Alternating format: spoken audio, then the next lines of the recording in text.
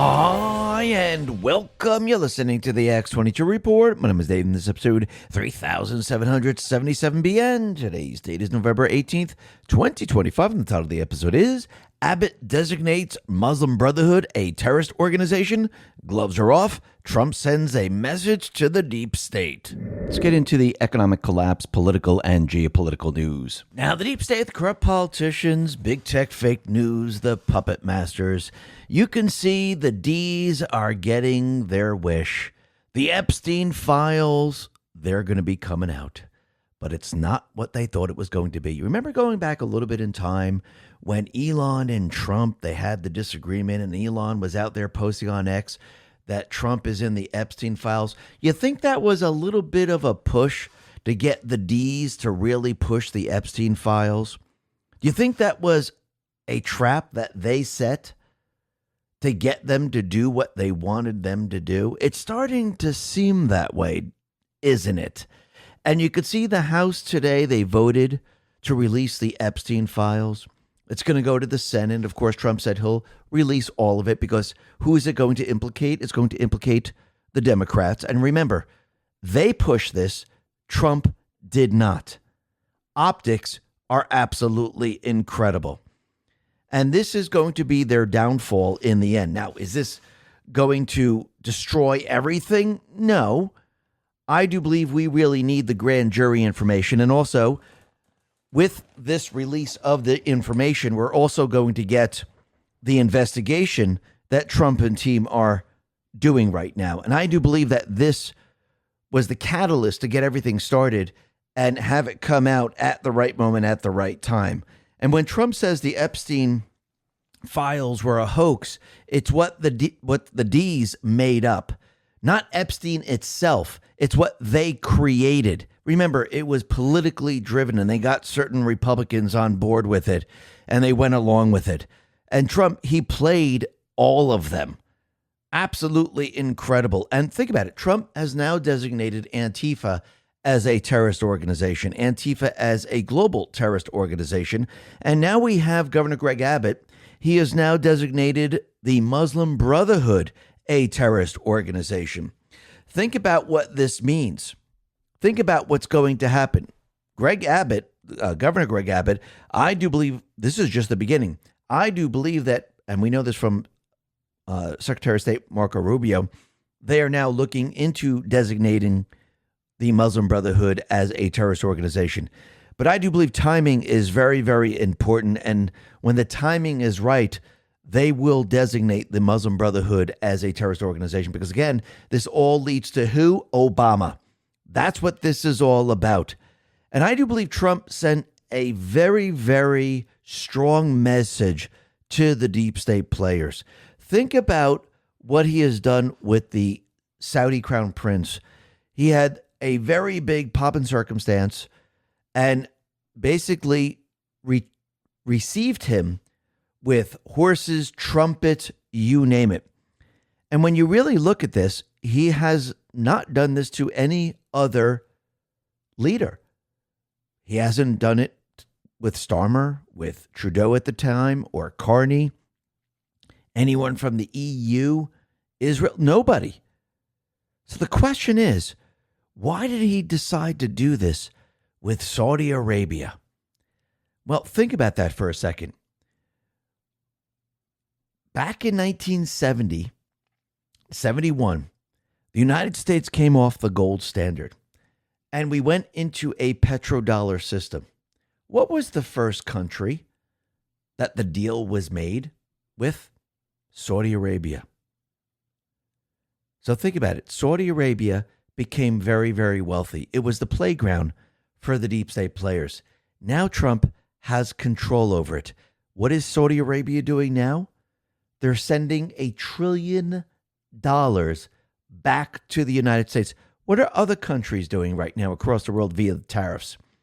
They're sending trillions of dollars back to the United States. I do believe this message and what he did was a message to the deep state, to the central bank. I don't think people understand how important the tariffs are. because everything goes back to the private West central bank system. Everything began in 1913, and it just got worse and worse as time went on. Remember, the deep state players, they set everything in motion. Remember, the Federal Reserve, it's a private corporation. It is the third central bank in this country. And what does the central bank do? The central bank creates the currency out of thin air. It loans it to the American people with interest attached. Look at your pieces of paper that you have in your wallet. It says Federal Reserve note. You borrow that currency. It's not yours. The private West central bank owns it. You're borrowing it, and since you're borrowing it, there's interest attached. They tried to convince the American people that this was the only way to fund the government. Actually, if you go back to 1913, they convinced the American people that this was the better choice and they can stabilize the economy. Of course, what they did before that is they made the economy unstable. So this way they could say they could stabilize the economy. And that's why we need the Federal Reserve. And this is why the people have to be taxed. And you have to remember, going all the way back to that period of time, they convinced everyone, don't worry, it's only going to be the wealthy that's going to be taxed.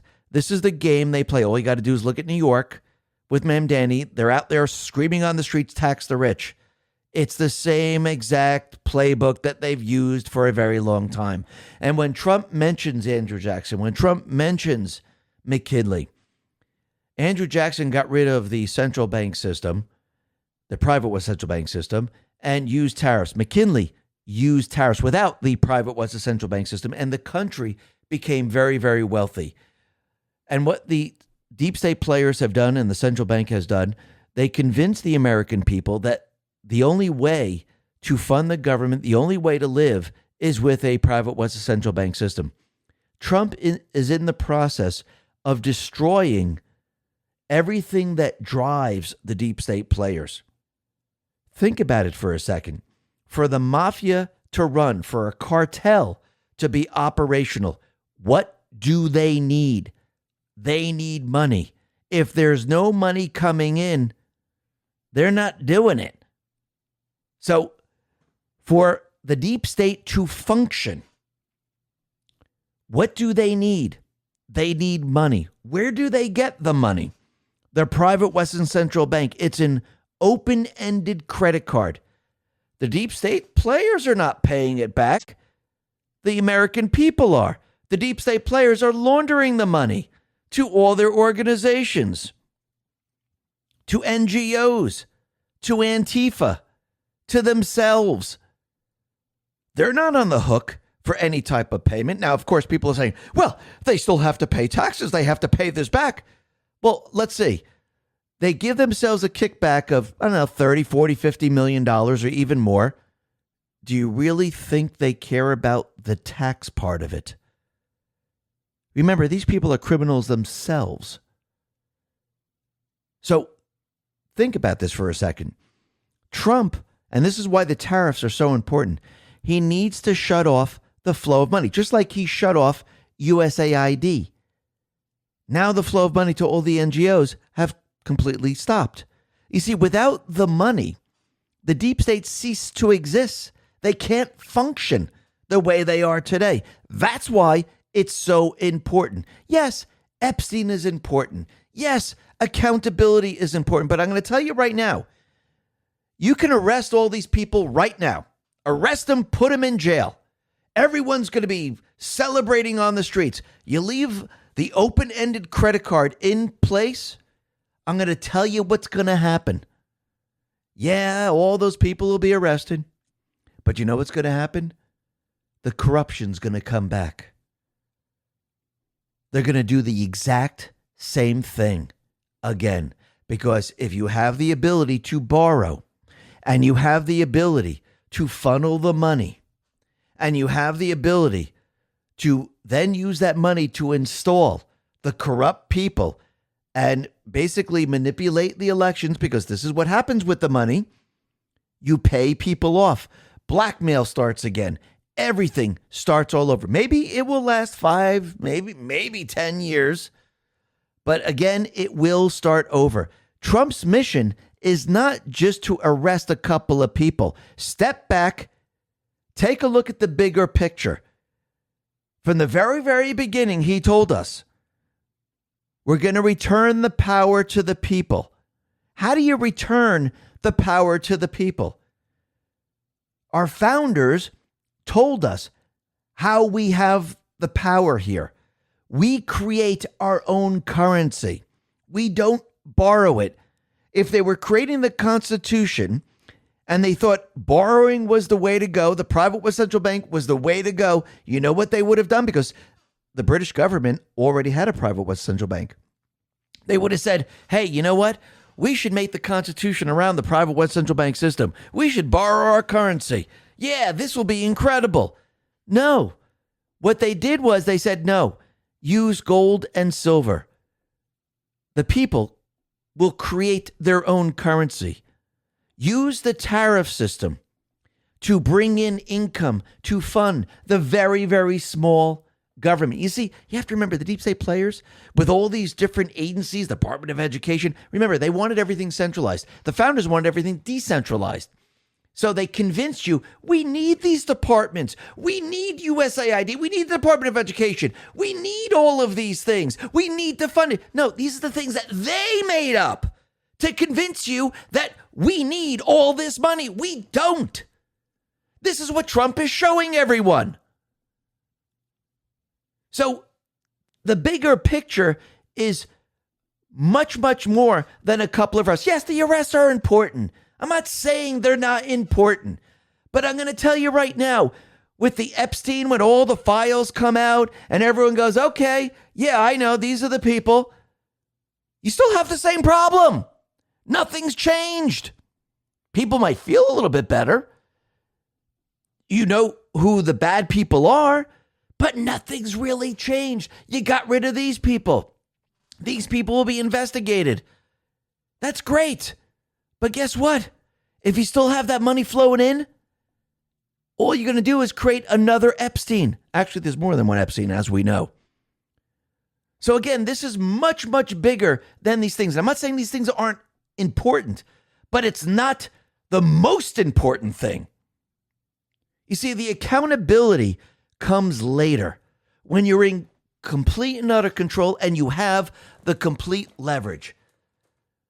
That's when it becomes important.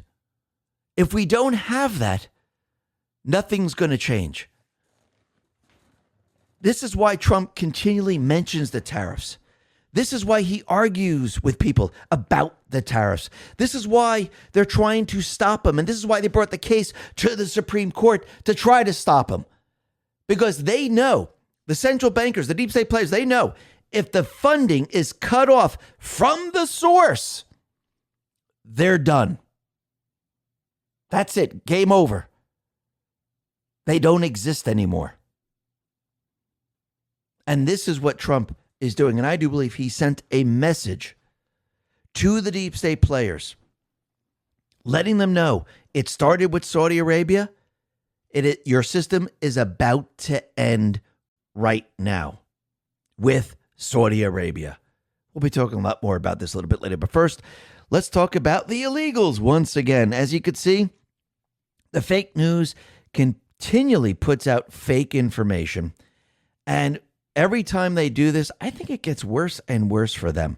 And those individuals that are trying to obstruct the ICE agents, they are starting to realize that, yeah, you're not going to just be let go. You're going to be arrested every single time this happens.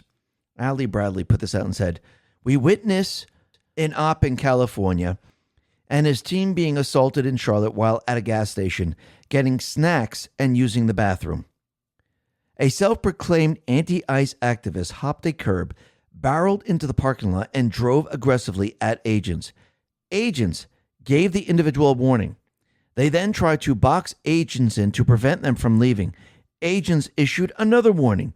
The individual then backed up into government vehicle, then took off, leading agents on a high-speed pursuit for about a mile. The individual, who is reportedly a U.S. citizen, was arrested for assault on a federal agent, but denied any wrongdoing. Of course they did.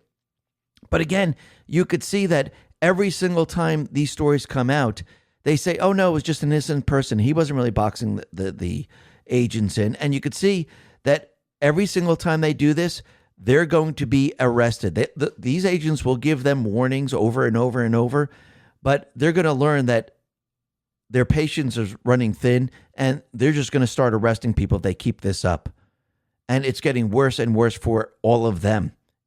Their entire movement, their tactics, it's not working anymore. Now, the other thing that's very interesting is that out in North Carolina, we know that ICE is now performing an operation. And something very interesting happened out in North Carolina, especially in Charlotte Public Schools. Approximately 21,000 students were absent today in Charlotte Public Schools, likely due to the new ICE operations. That's approximately 15% of total enrollment. So that is very interesting. So the school systems are packed with illegals, which means we're spending a lot of money on the school systems. We have too many kids in the classrooms. And all of a sudden, all these kids decided to miss school. Peter Sayong responded to all this and said, if 15% of Charlotte public schools are illegals, that implies at least 25 million illegals nationwide. That's a 2 to 2.5 times official statistics. Stephen Miller responded and said, so a conservative estimate is that 1 in 7 of a major southern public school district is here illegally. Absolutely. And once again, think about all the funds, think about all the money and everything else that is being spent on all this. And think about how packed the schools are. Remember, the school system gets money from the students in the school. And of course, from test scores and things like that. But I do believe a lot of schools get money from attendance. So if you bring in more and more people, the school's going to get more and more money.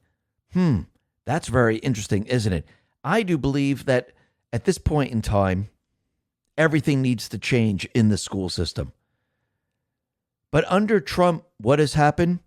The number of new foreign students in the U.S. has fallen by 17%. So before Trump, you could see that it's skyrocketed. And now, since Trump is in office, he's bringing that number way, way down. And yes, a lot of these individuals need to be deported out of this country. If they want to come back to this country and do it the proper way, that is not a problem. They can go to the port of entry. They can go ahead and then enter the country the correct way. And I do believe that's exactly what needs to happen. And you can see that Trump and his team, this is exactly what they're doing. Now, today we've learned that the Epstein files are going to be released. The House just passed with a vote. And what's very interesting is I want to go back a little bit because remember when Elon said Trump was in the Epstein files a few months back and Trump downplayed the files? Then Democrats started begging for the release of the files. Well, it looks like Trump and team kind of trapped them in all of this. And it looks like Elon was most likely going along with all of this. And it looks like it was all part of their plan.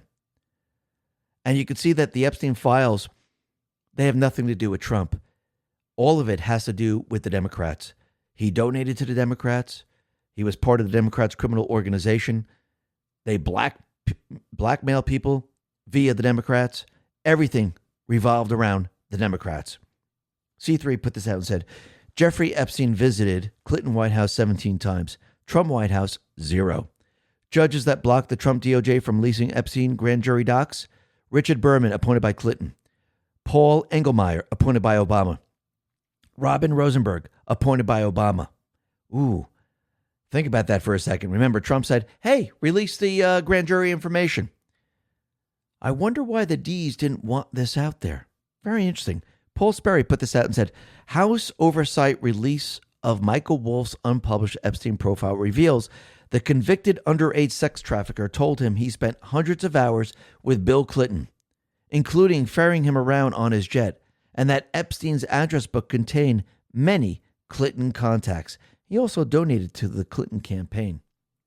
So this tells you everything you need to know right there. And Trump just dropped the hammer. Jim Ferguson put this out and said, if Congress forces the vote, President Trump will sign the Epstein File Transparency Act into law. This is the moment the corrupt political class has feared for decades. The walls are finally closing in. Trump is right. We have nothing to do with Epstein. The Democrats do. And every name the media protects, every flight log they buried, every friendship they pretended didn't exist is about to be dragged into the light.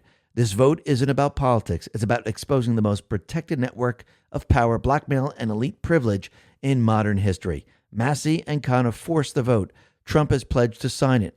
Now the only question is, who is in Congress is willing to let the world see the truth? No more excuses, no more delays. Unseal everything. America deserves the truth. Every last page. And the other thing that's very interesting about all these victims that continually outed themselves, why don't they just start naming names? Why are they not doing this? Byron York says, the main criminal in the Jeffrey Epstein story, Epstein himself, is dead. Suicide in a jail cell. Allegedly. The secondary criminal, Ghislaine Maxwell, is in prison. These victims have gone public, given up privacy. They have members of Congress who say they will go to the floor of the House, protected by speech debate, to name the men the victims accused of crimes. Associates of Epstein who stayed close to him even after his 2008 criminal conviction are on the run. Look at Lawrence Summers today. Why not name the names and be done with it? What are they waiting for? Just name the names. Why are they hiding, just holding up pictures? Just do it. You're already out in public. Something doesn't make sense, does it? Was this more political than anything else? Maybe, maybe not. But you could see that Larry Summers right now, he decided to take a step back. Looks like he's panicking right now.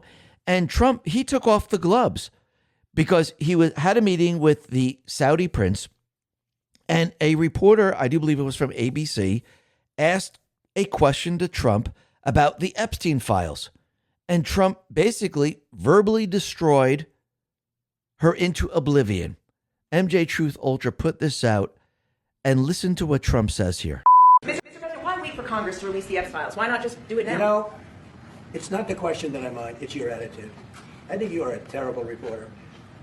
It's the way you ask these questions. You start off with a man who's highly respected, asking him a horrible, insubordinate, and just a terrible question. And you could even ask that same exact question nicely. You're all psyched up. Somebody psychs you over at ABC. They're going to psych it. You're a terrible person and a terrible reporter. As far as the Epstein files is, I have nothing to do with Jeffrey Epstein. I threw him out of my club many years ago because I thought he was a sick pervert. But I guess I turned out to be right. But you know who does have? Bill Clinton, Larry Summers, who ran Harvard, was with him every single night, every single weekend. They lived together. They went to his island many times. I never did. Andrew Weissman, I hear. All these guys were friends of his. You don't even talk about those people. You just keep going on the Epstein files. And what the Epstein is a Democrat hoax to try and get me not to be able to talk about the $21 trillion that I talked about today. It's a hoax. Now, I just got a little report, and I put it in my pocket, of all the money that he's given to Democrats. He gave me none, zero, no money to me. But he gave money to Democrats. And people are wise to your hoax. And ABC's, your company, your crappy company, is one of the perpetrators. And I'll tell you something. So why not just sign it now? I think the license should be taken away from ABC because your news is so fake and it's so wrong. And we have a great commissioner, the chairman, who should look at that, because I think when you come in and when you're 97% negative to Trump and then Trump wins the election in a landslide, that means obviously your news is not credible and you're not credible as a reporter. So I've answered your question. You should go and look at the Democrats who received money from Epstein, who spent their time. Larry Summers was with him all the time. That creep of the fund guy was with him all the time. What's his name? Reid Hoffman. I don't know Reid Hoffman, but I know he spends a lot of money on the radical left. Reid Hoffman, in my opinion, should be under investigation. He's a sleazebag. And those are the people, but they don't get any press, they don't get any news, and you're not after the radical left because you're a radical left network. But I think the way you ask a question with the anger and the meanness is terrible. You ought to go back and learn how to be a reporter. No more questions from you. Now, don't you find it interesting that Trump is naming names? He's already started an investigation. Trump has nothing to do with this. Watch the fake news not report on any of the information that comes out. I think that's going to tell you everything you need to know. Now the Senate has to vote on this. Let's see how this goes, and let's see how many of those individuals really want this out there. Hopefully the Senate says, release it all. And actually, this is going to put a lot of pressure on the Democrats. Now, the other thing that's really, really interesting is it looks like after the vote, what happened? It looks like Comer torched Hakeem Jeffries. Nick Sorter put this out and said, holy crap, House Oversight Chair James Comer just exposed Hakeem Jeffries on the House floor for soliciting a meeting and donations from Jeffrey Epstein, even after Epstein was convicted a sex predator. The Epstein thing is going to backfire massively on the Democrats. Absolutely. It's going to be a complete and utter disaster. So let's see how this all plays out, because they already have individuals that are ready to primary all these people. Now, when you really This changes everything we know about tinnitus, so if you or a loved one suffers from constant ringing in your ears, step back and you take a look, it looks like maybe part of the plan is to remove all those people that have been in the Democratic Party for a very long time and replace them with the far left people. They're getting rid of Nancy Pelosi.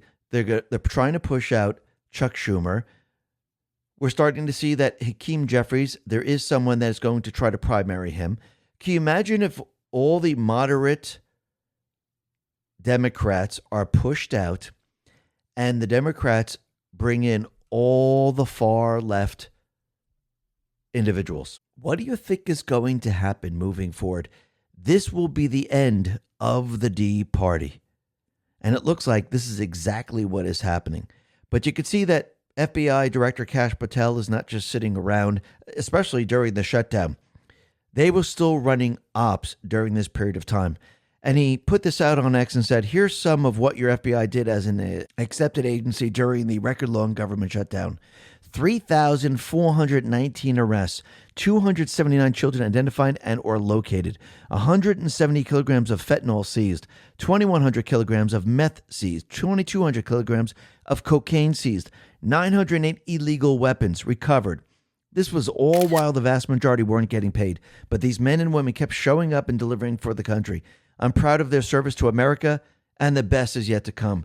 Now, it's very interesting that if you notice, Kash continually puts out the message that these are cops being cops. They're doing a great job. They're arresting all these people. Yes, I do believe that they're trying to rescue as many children as possible. But I do believe he's also building the narrative, because if we want accountability as we move forward and you won't want these people arrested, we need to make people understand that the FBI has changed. They're here to stop criminals, and their investigation will then stand up to scrutiny, especially, again, with the DOJ. So I do believe this is why they're putting all these messages out there, because, again, in the end, everybody wants accountability. And once we expose the judges, once we impeach the judges, and once we have the leverage against the deep state players, I do believe Trump will then use that leverage to actually go after these people. And remember, timing is very, very important. Why do you think Trump did all of this with Epstein? Remember, who forced all of this? It wasn't Trump. It was the deep state. It was the D's. It was the fake news. They're the ones who wanted it. Well, now you got it. And this is not going to end well for all of them.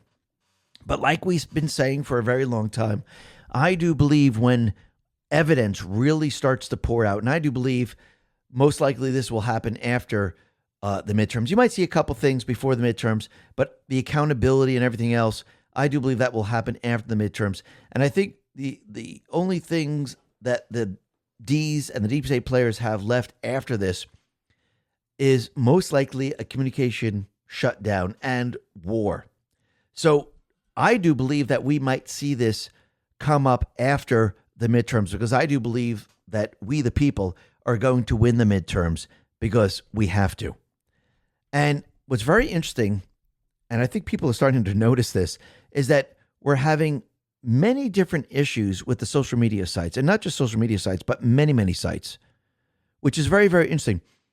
I don't know if the deep state players are probing to see how can we bring down the social media sites by not going to every single social media site, but actually using a point of failure and using that point of failure to bring down multiple sites? And it seems that Cloudflare is probably one of them. And what we saw today was Amazon, ChatGPT, Indeed, Shopify, Spotify, X, True Social, you name it. All of a sudden, they went down. Actually, the Cloudflare outage impacted over 100 million website users, with thousands of websites reporting complete blackouts. So if you were going to stage a communication blackout, would you go to every single site, or would you go to a centralized point of failure and bring that down? That is very, very interesting. Now, once again, this just might be a coincidence, or are they testing all of this for later on? Now, the other thing that we see, and Chuck Ross put this out, is that Soros gave $250,000 to a British NGO, the Center for Countering Digital Hate, behind the push to kill Musk's Twitter. Elon Musk, who has long battled Soros, has said he's going after this group's donor. So do you think that this is the only organization that Soros has been funding? I don't think so. Now, again, the Cloudflare might just be a glitch, or maybe the deep state players are prepping for something. But we could see when we start to look at what's going on in Venezuela and Colombia and many other places, we know the deep state players, they control a lot of the criminal organizations. It's all part of their system. And like we said from the very, very beginning, these criminal organizations, they're operational because they receive funding. Now, the central bank has been in line with the funding of drug runners for a very long time. And basically, you could see that they've set up certain cartels in all different areas. And think about it. When the central bank came into existence, they set up the IMF, the World Bank, the World Health Organization. They centralized a lot here in D.C. in the United States. And basically, they set up cartels across the country. Remember, when there was a war on drugs, it was the intelligence apparatus war on other cartels so they could take complete and utter control. And Data Republic actually does a breakdown of the Cartel de los Soles. And this is what she says. I have a feeling this could turn out to be the most important rabbit hole yet, so pay attention to this thread. Most conspiracy theories claim some shadowy cabal is secretly pulling the strings. But here's the twist. This one insists the cabal doesn't exist at all. For decades, prosecutors and journalists have pointed to the Cartel de los Soles, a Venezuelan military political network accused of moving tons of cocaine with impunity. U.S. indictments call out generals, ministers, even Maduro himself. Yet powerful leftist voices from Alliance for Global Justice to COHA analysts to UN drug officials swear it's all fiction. Very interesting, isn't it? They all label the Suns cartel a myth, just like Antifa. A media creation or just narco mythology. Even the Wikipedia page brands it as merely alleged. Why are so many powerful voices so insistent on denying the cartel of the Suns exists? I don't know, but I suspect there's a powerful financial incentive here. Financial incentive, you say? Let's see if this makes the trolls as angry as they were about yesterday's boat thread. Alliance for Global Justice. Yes, the same one I wrote about yesterday as the lowest hanging fruit to crack down on paid protesters, is one of the biggest amplifiers of the cartel of the Suns does not exist narratives. Alliance for Global Justice is a powerful financial NGO openly backing sanctioned terrorist groups and pro-protest groups founded by Bill Ayers, as well as having a role in Answer Coalition, also behind many of the nastier anti-Israel protests in the U.S. AFGJ calls Cartel of the Suns as mythical as the Loch Ness Monster. But did you know that AFGJ served as Venezuela's election observers, sending a 17-person delegate there? This is unusual because Maduro's regime cracked down on election observers. Only state pre-approved observers are allowed to attend. AFGJ was personally invited by the Venezuelan state. While they were there, they met with Alex Saab, Venezuela's investment head. Maduro himself received them along with other international groups, and yes, it does appear that the state government itself paid at least part of the arrangement. AFGJ is not the only one who is conveniently denying that cartel of the Suns exists. Former UNODC, United Nations Office on Drugs and Crime, Director Pino Alarici recently penned an article saying it doesn't exist, even though he admits he's never visited Venezuela in an official capacity. Phil Gunson of the International Crisis Group says it doesn't exist. ICG is a powerful globalist NGO with many ex-UN officials, and both George and Alex Soros are on the boards. William Camacaro with Council on Hemispheric Affairs, a powerful NGO focused on Latin America relations, insists it doesn't exist. Politician joins the cover-up. Mexican President Sheinbaum also says that there's no evidence that Nicolas Maduro has ties to cartels. Her father was a communist. You get the idea.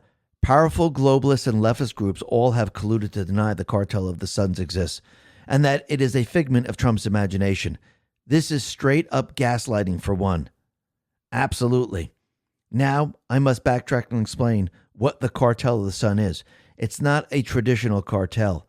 The name Suns comes from the sun insignia used to designate military ranks.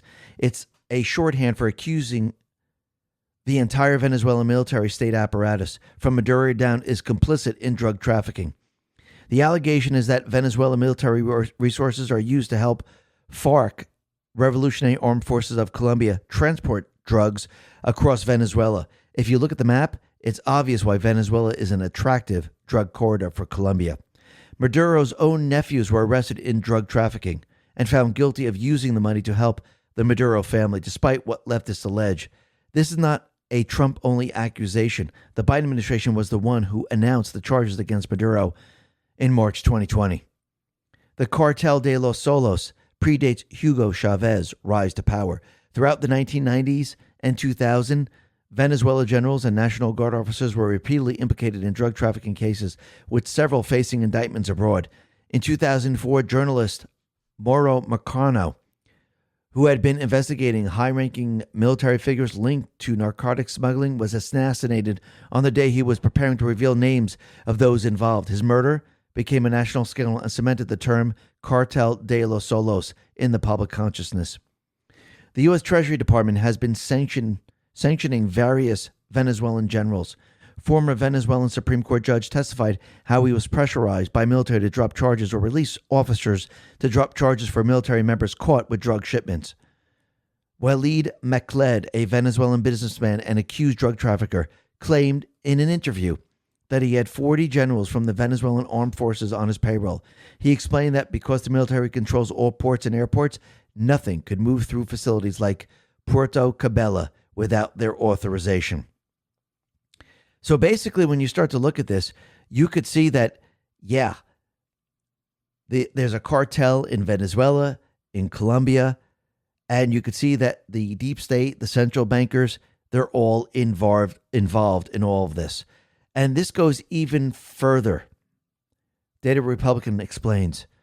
So why are there so many powerful interests denying Venezuela drug complicity? This is where it gets wild.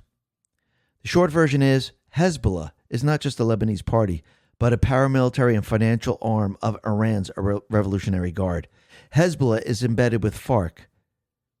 Colombian drug lord of Lebanese descent worked with Mexico's Los Zetas cartel to move multi-ton loads of cocaine directly into the United States. Venezuela government assisted with moving loads by air and sea. What this adds up to is Venezuela, allied with both Iran and Hezbollah, became a launchpad for Colombian cocaine toward West Africa, Europe, and the U.S. The Iranian state itself is implicated in the drug trafficking, and the Obama administration suppressed protests to make progress on a nuclear deal. And if the money is flowing into Iran, then the money is likely flowing into Hamas and other groups as well. Before I wrap up the thread, I need to mention that the role of the CIA is in this. 2 CIA officers in Venezuela were implicated in smuggling many tons of cocaine in the 90s and was responsible for flooding America with drugs. Venezuela was shut itself off from DEA for 2 decades. President Trump was accused of violating international law when he sent undercover DEA agents in 2018. Maduro has consistently portrayed himself as a victim of CIA, even as he looks to expel CIA and DEA officials. For nearly 2 decades, Venezuela regime and its allies have perfected the art of denial. There is no Cartel de los Soles. Tren de Aragua doesn't exist. Trump imagined it all.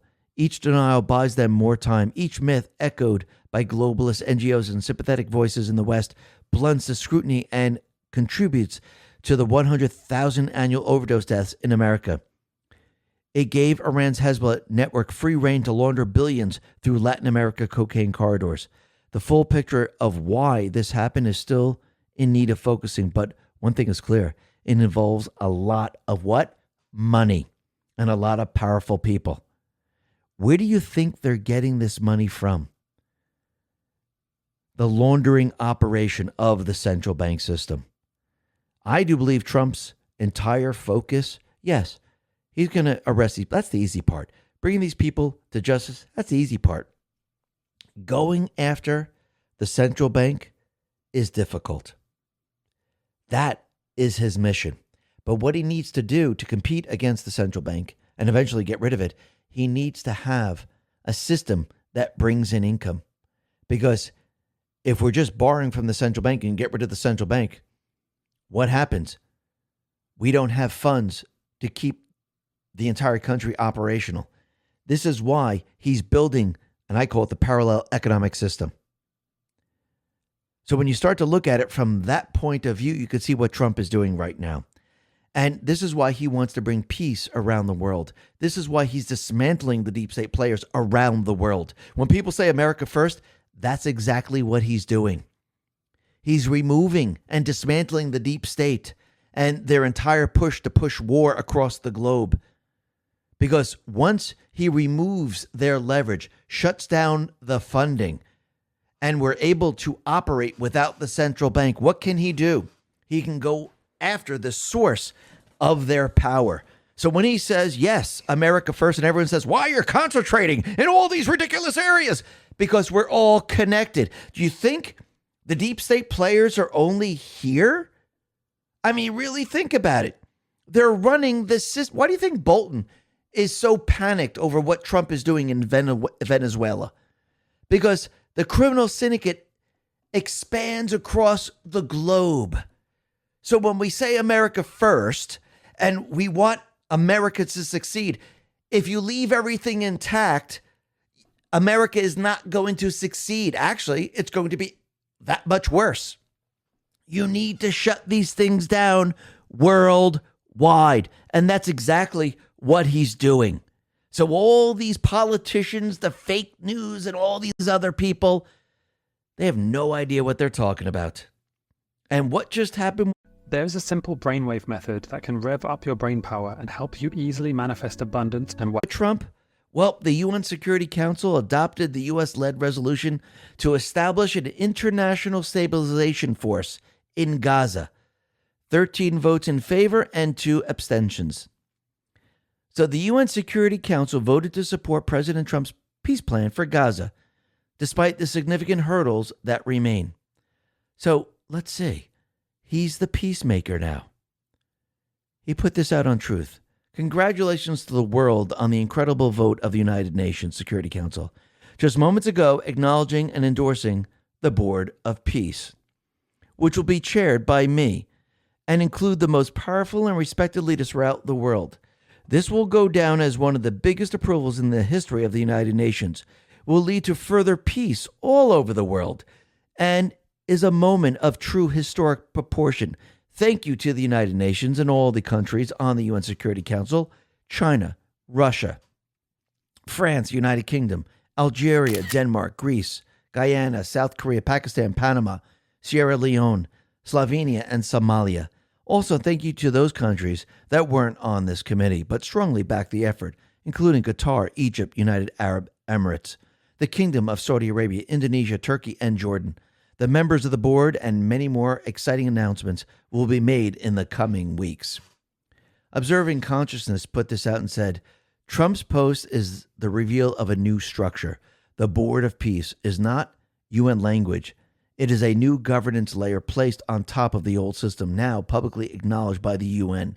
By naming himself chairman, Trump signals that the global stabilization framework already exists and is now being brought into the open.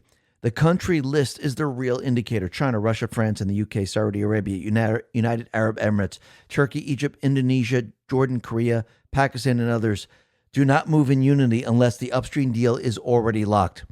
This is the peace through strength coalition he built through tariffs, energy realignment, military normalization, trafficking dismantlement, and intelligence coordination. The Board of Peace is the public face of that sovereign nation structure. The deeper signal, Trump is stepping into the role of global stabilizer, not under the UN, but above it. The world is aligning under a sovereign peace arc with Trump as chairman. Look, Trump is the king of the world, and he absolutely is. When they say he's king, oh, he's king now, and he will usher in peace. And think about what he did with the Saudis. We had Saudi crown Mohammed bin Salman. He came in to D.C., and Trump gave him pomp and circumstance, rolled out the red carpet, because you have to remember, when Trump visited Saudi Arabia, they did the exact same thing. Now, if you notice, he's not done this with any other leader.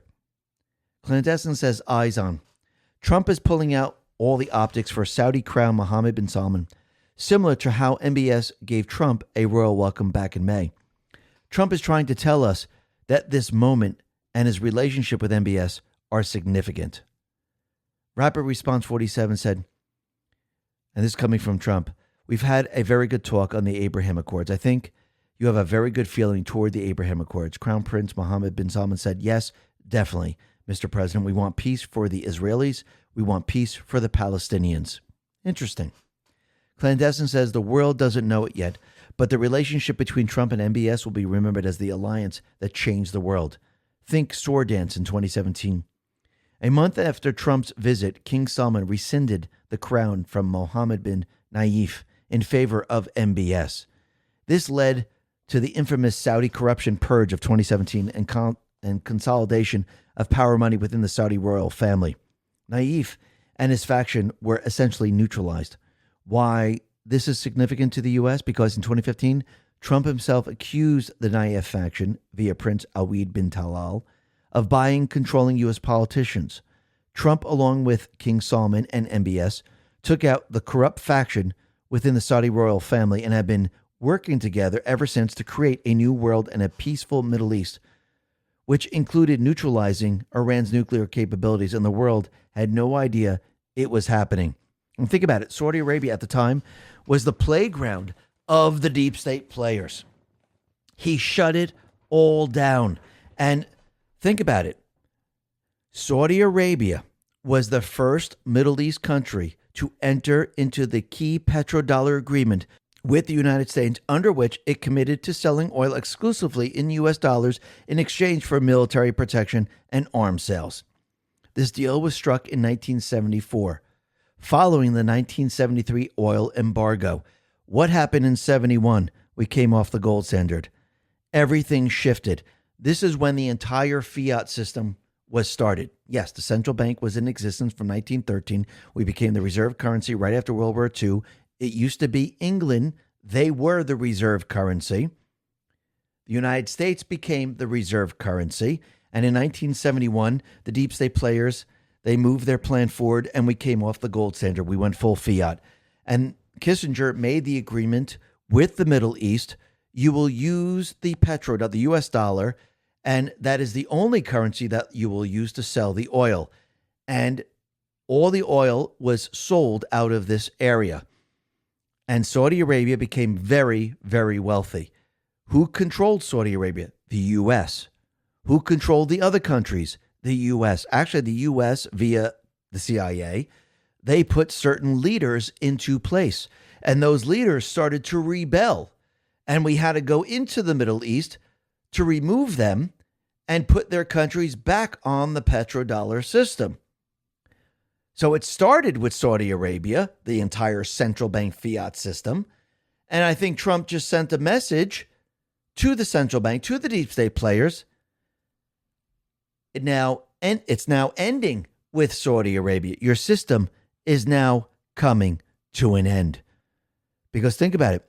Why would Trump be creating a tariff system? Why would he be bringing income into this country? Why would he say no tax on tips, no tax on overtime, no tax on those people receiving Social Security? Why would he bring in so much income? Why would Saudi Arabia invest $1 trillion in this country? Remember, the U.S. made Saudi Arabia very, very wealthy. Trump now is reversing it all. Everything that they put into place, he is now reversing. That's how important the tariffs are. It's not, oh, it's a little trade system. Oh, he just wants to change the economy. No, he's reversing everything the deep state / central bank has done since the beginning. And you can see every step of the way, they're getting weaker and weaker as time goes on. Now, the other thing that's very interesting is that we know RFK Jr. is looking into the vaccines. And every day that passes, he's bringing out more and more evidence showing us that there's a lot of side effects with the vaccines where the pharmaceutical companies, the vaccine makers, try to convince us that this is just naturally happening to us, like allergies. Autism is just naturally occurring in our environment. And think about it. They did this with the COVID bioweapon. Oh, those people getting heart attacks. It's just naturally occurring. Oh, you're getting all these diseases naturally occurring. Patriots Are Control put this out and said, RFK Jr. says they're working on figuring out the causes of allergies in children. He cites one study which showed vaccinated children are 30 times more likely to have allergies than unvaccinated children. He admits it's not conclusive, but would that surprise anyone at all? I do believe, and this is my personal opinion, I do believe that the pharmaceutical covered up all their side effects of the vaccines, and they blamed it on everything else. They blamed it on the people. They blamed it on other individuals, and all these allergies that you're seeing and all the ailments, cancer, you name it, a lot of it came from the vaccines. And I think RFK Jr. is going to prove, yes, autism, allergies, and everything else. Well, this is where the problem originated. Remember, you got to go to the source of the problem. Just like Trump is going to the source of our healthcare problem. And you know what that is? It's Obamacare. Trump, he put this out on Truth. He said the following: the only healthcare I will support or approve is sending the money directly back to the people, with nothing going to the big fat rich insurance companies who have made trillions and ripped off America long enough. The people will be allowed to negotiate and buy their own much better insurance. Power to the people. Congress, do not waste your time and energy on anything else. This is the only way to have great health care in America. Get it done now, President DJT. Yeah, why would we want to send subsidies to the insurance companies? You know what's going to happen when the money goes to the people? Just like the money going to the students for education. It creates competition. And you know what happens when you're competitive? Prices come down. You know what happens when you're competitive? You get better coverage. You know what happens when you have competition? You get better service. If the government is just sending the money to the insurance companies, you know what you're going to get? Crap. You know what else you're going to get? Higher premiums. You know what else you're going to get? Terrible service, terrible coverage, high deductibles. That's what you're going to get. So yeah, the money should go to every single person. And anyone saying the money should not, vote them out. Vote them out, because most likely they're getting some type of kickback somewhere, somehow. That's the only reason they would want this. And we know most likely Obama was. Think about that for a second. And think about how the D Party is going to change. I think Trump is going to be using this to his advantage. Lisa Cusack put this out and said, for everyone keeping track, the race for LA mayor is now between the woman who let the Palisades burn down, the man who was the superintendent to shut LA USD schools down for over a year in the COVID, and a card-carrying member of the DSA, an advocate for more control. Sounds like socialism to me. Sounds like all bad choices. And we could see there's already calls to primary Hakeem Jeffries. Hakeem Jeffries was called out during the vote on the Epstein files, saying that he was taking donations. And now we have a queer Buddhist socialist New York City councilman reportedly planning to primary Hakeem Jeffries, a close ally to Mamdani, and the only Gen Z member of the New York City Council. Chi Osei has reportedly told allies he plans to challenge Jeffries. So let's see. You're going to get all these far left people in there. Didn't we see this already with Biden? The far left was running the country. Now they're going to be running the D Party. Oh, this is going to be very, very interesting as we move forward. Just like it's very interesting how all these Ds were subpoenaed, like Bill and Hillary Clinton, and they're refusing to appear before the House Oversight Committee over the Epstein deposition. And State Representative Anna Paulina Luna says, yeah, why aren't they showing up? This doesn't make any sense. So these are the people that were subpoenaed. Hillary Clinton, Bill Clinton, supposed to be October 9th, October 14th for Bill. Merrick Garland on October 2nd. Comey October 7th. Bill Barr August 18th. And many others. So let's see. They decided not to show up. Should they be arrested? Remember, Schiff said the following. Prosecution of those who refuse to comply with a lawful subpoena is vital to ensuring congressional oversight has teeth. Otherwise, Congress cannot function as the founders intended. The balance of power becomes unbalanced, and a corrupt executive can't be held to account. Gaina Fauci says, I agree with Adam Schiff. Bill and Hillary should be prosecuted for refusing to comply with the lawful subpoenas they receive regarding their relationships with Jeffrey Epstein. I expect Senator Adam Schiff to soon call for Bill and Hillary Clinton to be arrested, right? And remember, they did this to Peter Navarro. Bad Hombre says Peter Navarro sentenced to 4 months in prison for this. Absolutely. So, yeah, let's go pick him up. Let's throw him in prison. They didn't abide by the subpoena. The Democrats should be all for this, right? Very interesting. But you can see what's happening right now with the D Party. And I do believe they're going full far left right now. And it looks like AOC is now sending a message to the Transtifa, transgender individuals. Now, think about it. When you look at all the shootings and you look at everything that was been going on, there's one thing in common here. And I don't think anyone can really not see it.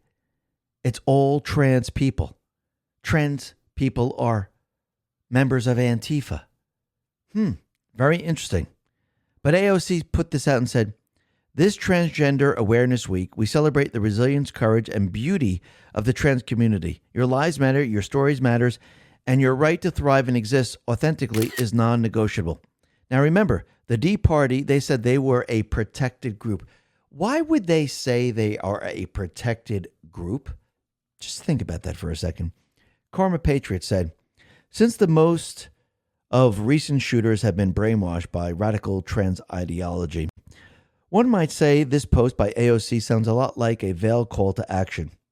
In the context of radical ideology, a call to action refers to a deliberate persuasive element within extremist propaganda and messaging that explicitly urges individuals, often those already sympathetic or vulnerable to the ideology, to take concrete, immediate steps toward advancing its goals.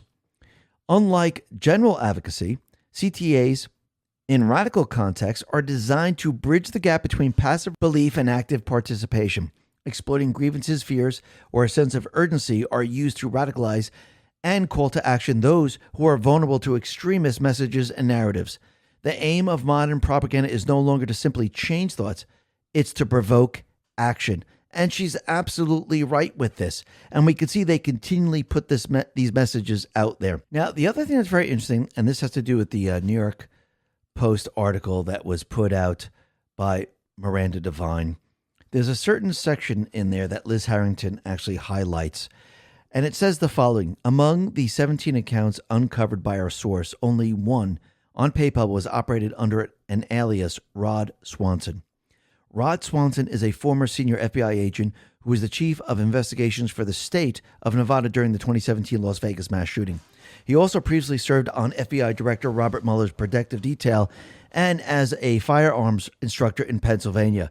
Contacted by phone over the weekend, Swanson said he was surprised his name was connected to crooks. I don't know anything about that kid or his family, he said. I don't even use PayPal. I don't even know how to set up PayPal account. Well, Liz Harrington says, what? So that is very, very interesting. So either this individual is lying or someone used Rod Swanson and he just so happened to be an FBI agent. That's very, very interesting. Now, we could see that the deep state players, they are now using their corrupt judges to try to get Comey off. And I do believe this is going to happen with all the other cases. Some of the judges might not be corrupt and some of them might not be federal judges. But again, that actually tells us that the situation is a lot worse than we can ever imagine. Because if it's not just the federal judges that are corrupt and there are other magistrate judges that are corrupt, we have a major, major problem, don't we? The New York Times put this out and said, a federal judge said that the case against James Comey, the former FBI director, could be in serious trouble because of apparent misconduct by the Justice Department's inexperienced prosecutor picked by Trump to handle the matter. First of all, she's not inexperienced, but again, look at the words I like to use. Hahn says, all they do is lie. William Fitzpatrick is not a federal judge. He is a magistrate. Judges to handle housekeeping chores. He isn't even allowed to preside over felony trials. What's worse, but goes unmentioned, is that Fitzpatrick is a quarter-century deep state DOJ veteran. His tenure overlapped with James Comey himself, the very person whose crimes he is now purporting to oversee. Most recently, he worked in the totally corrupt U.S. Attorney's Office for the Eastern District of Virginia, which, among countless abuses, spent 8 years pushing fraudulent Mueller charges, until Lindsay Halligan brought that to a halt, never mind his overlap with Comey. The mere fact that Fitzpatrick is deeply entangled with the same office Halligan is trying to clean up should have been reason enough to make sure he has nothing to do with this case. What a total scam. Mike Davis says, Magistrate Judge William Fitzpatrick, appointed by partisan D.C. area Democrat judges in 2022, is going out of his way to carry water for James Comey. Fitzpatrick, through his highly irregular ruling, is grasping at straws to make his findings that Lindsay Halligan somehow did something wrong. She did not. Fitzpatrick is even pretending there's missing evidence. Is there any basis for this conspiracy theory? They know the evidence against Comey is damning. He lied to Congress to cover up his clear corruption in politicizing and weaponizing intel agencies and law enforcement to take out political enemies, the biggest scandal in American history. So they are doing everything they can to stop Lindsay Halligan. Lindsay Halligan is clearly over the target. The Justice Department must appeal this fact-free and lawless ruling by Fitzpatrick. The deep state protects its own. And it looks like the federal judge decided to stay the magistrate's ruling. Kyle Cheney put this out and said, a disturbing pattern of profane investigative missteps by Lindsay Halligan imperils Comey's case, magistrate judge finds. Judge Nachmanoff has briefly halted the order requiring DOJ to turn over the grand jury materials to Comey. Instead, he sets a rapid schedule to consider DOJ's appeal of the decision that should resolve it by next week. Now, is this individual corrupt too? Is he just doing this to say, okay, we looked it over and now we can move forward with doing what the magistrate judge wants? Maybe, maybe not. But again, I do believe these are test cases right now to see who's corrupt and who isn't. See, sometimes you got to see the board. You got to see who the players are, because if we're going to bring people to justice and we're going to have accountability, we can't put all these people in front of corrupt judges. It'd be a complete and utter disaster and a waste of time. Remember, we only have one chance to do this, and we have to do it right. And we need to make sure that all these players are not in position. Julie Kelly says, boy, oh boy, I, for one, am really enjoying the judiciary's sudden granular scrutiny of the DOJ's claims related to indictments, questions about the integrity of secret grand jury proceedings, and potential mishandling of privileged materials. It's funny how they didn't do this during January 6th. She then says, one thing Congress can do to try and clean up the judiciary is stop the revolving door between U.S. attorneys' offices and the federal judiciary. This is the judge tasked and overseeing issues in the Comey indictment. Fitzpatrick's almost 25-year tenure in the DOJ overlapped with Comey.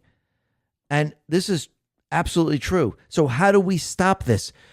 Well, Congress has to do this. And once again, we have the majority, but do we have control? Will they do this now? Most likely not. So that is very, very interesting. I mean, just look at Judge Boasberg. Eric Schmidt put this out and said, rogue Judge Boasberg needs to be suspended today. Impeachment is coming, but we don't have to wait for the House. President allows suspension from judicial misconduct. Proud to lead this effort, laying out the path for his suspension. The D.C. Circuit would be wise to take it. So let's go. Let's suspend him. You really think the deep state players and those in the Senate and everywhere else, you think they're going to go along with it? I hope they do, but most likely probably not. Now you understand why the midterms are so important? Because we need control. But it looks like every step of the way we could see that the Patriots, they're now setting everything up. Remember, timing is very, very important. And right now, we don't have all the leverage that we need. Soon, we will. Right now, we don't. So let's put everything into place and prepare for that time when we're going to actually round people up and hold people accountable. Greg Abbott put this out and said, today I designated the Muslim Brotherhood and Council on American Islamic Relations as foreign terrorists and transnational criminal organizations. This bans them from buying or acquiring land in Texas and authorized the Attorney General to sue to shut them down.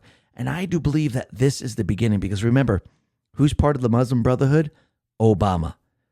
All roads lead to Obama. It's infiltration from within. So basically, we could see that the deep state players, they're still trying to stop the patriots of this country. And what does Trump want to do? He wants the redistricting. He wants it in Indiana. He wants it in Texas. Because again, the deep state, the D's, they've been gerrymandering for a very long time. And now Trump wants all of this reversed. Amuse put this out and said, federal judges block Texas House map while courts let California's Dem gerrymanders stand. So the federal judges have decided that Texas new congressional redistricting cannot be used in the 2026 midterms, robbing Republicans of 5 new House seats. Meanwhile, the court has signaled that it will allow California's new map, giving Democrats 5 new seats, will stand. One rule for them, one rule for we, the people. Think about that for a second. Do we have the leverage yet? No, we're gaining leverage. We keep pushing, and Trump is trying to make the midterms as safe as possible. The one thing that he would love to have, he would love to have the filibuster removed. He would love the ability for the House and the Senate to create the laws that he needs to destroy the cheating system that they have right now. And Trump, he points to an article from Truth, and it says, President Trump is right. Democrat filibuster abuse must be addressed now. And he highlighted a certain sections here. Americans have never seen anything like the deplorable hostage-taking tactics being employed by the minority party in the Senate before, and they must be confronted. It's time to follow President Trump's lead and recognize that there must be a strategy to reform archaic filibuster rules to save America from the radical left without delay. When the founding fathers designed the United States Senate in 1787, and when senators first established the cloture rule in 1917, no one could have imagined the situation that the upper chamber of Congress finds itself in today. In a grotesque display that is patently un-American, far left-wing Democrats in the Senate have chosen not to participate in the legislative process out of pure hatred for Trump and his America First agenda. So yes, we must get rid of the filibuster. That would be the ultimate. I do believe if that doesn't happen, like we said before, we have other ways of protecting the midterms. The Supreme Court ruling, the cleaning up of the voter rolls, removing the Social Security numbers, deporting the illegals, you name it. And when you look at the post, and I think this is a very important post, it says, it must be done right. It must be done according to the rule of law. It must carry weight. It must be proven in the court of law. There can be no mistakes. Good things sometimes take time. Attempts to slow block the inevitable justice will fail. D's election interference 2016, Clinton Hussein illegal FISA. D's election interference in 2018, Mueller. D's election interference in 2020, impeachment, projection. These people are sick. We the people are the cure. And it must be done right. We must have everything in place. And one of the big things, like we mentioned from the very, very beginning, Trump is going to be going after the source of the entire corrupt system. The source is the money. The source is the Federal Reserve. And once we remove that, their entire apparatus completely and utterly falls apart. Why? Because the Patriots are in control. Listen, everyone, thanks a lot for listening. Be well, be safe, and especially be prepared. Thanks a lot.